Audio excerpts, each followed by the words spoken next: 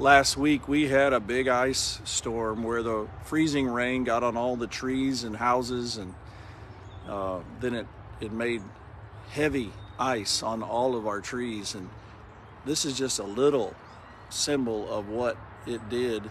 And you can look over there and see another branch down in our neighborhood and in our yard. We've already cleaned up a lot, but on part of my Monday, we'll be cleaning this up. This isn't near as big as what our staff minister, Chad White and Cindy White, have in their yard.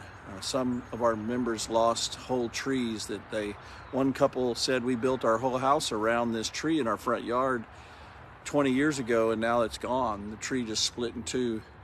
The ice was just too heavy.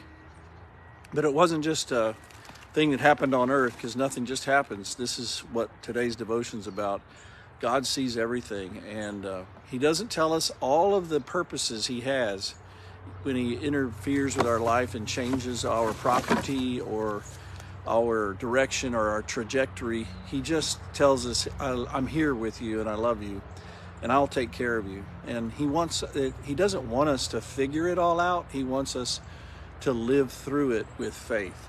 And that's taught in this morning's devotion. Hagar learned it, and Hagar teaches it to us. And as soon as you learn something as a believer, you teach it, because you start to reflect it in your life and in your faith. And that's what happened in Genesis 16. It's one of the shortest chapters in Genesis. It only has 16 verses, and you can read it after this devotion. Hagar was the servant of Abraham and Sarah, and she, as a woman in that family clan, she learned the faith of Abraham and Sarah. But Sarah wasn't a nice lady to Hagar. She was jealous, and Hagar was also not a nice lady to Sarah. Hagar was a slave. Ancient slavery wasn't exactly the same as American slavery, but she was a slave.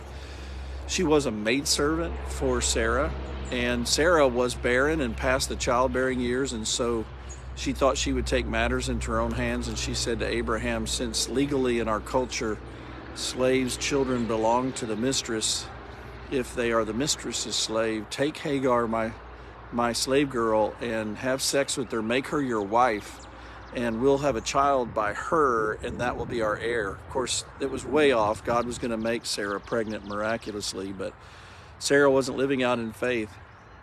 And the grace of God is that he deals with train wrecks like this tree, and he makes beautiful things come out of them. God never gives up on people just because they are illicit with their sex. The babies born from sexual relationships outside of marriage are still beautiful creations of God that he writes history with.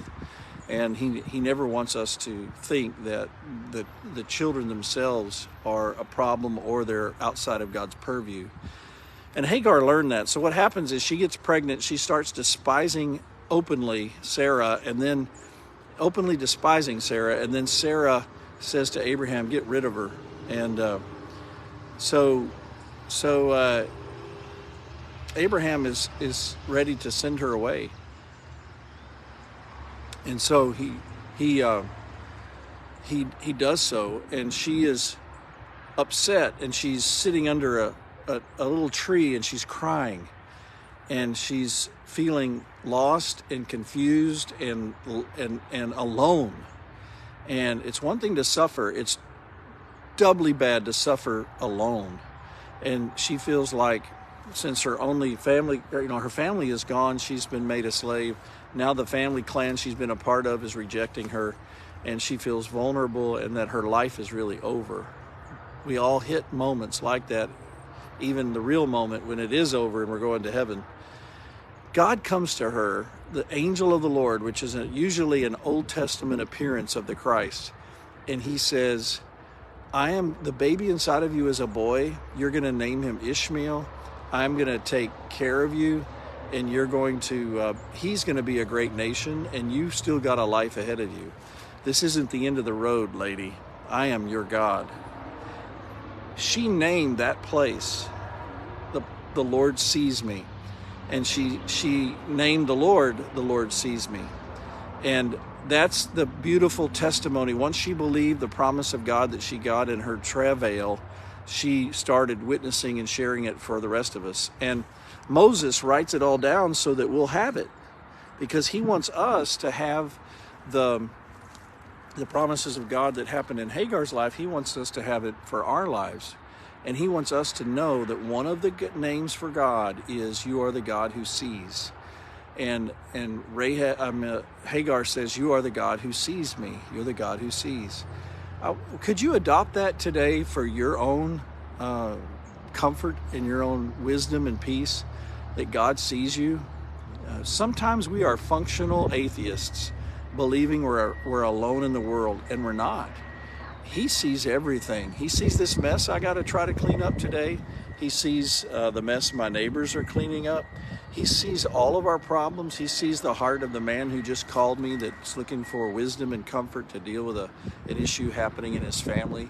He sees the what's going on in the lives of my members at my church that talked to me yesterday after church, and those who are trying to make appointments with me so we just talk through. He sees everything, and he sees the plans that he has for us, and he sees the place he's preparing for us in heaven, and he sees how things work out for our good when we don't.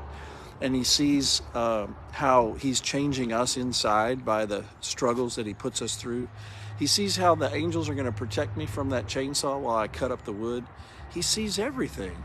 He sees my sins, and he sees his cross that covers my sins.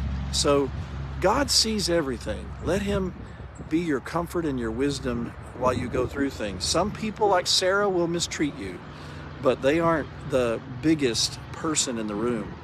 The biggest person in the room is God, and you are the apple of his eye. So live your life knowing that he sees you. You'll be happier, and so will he.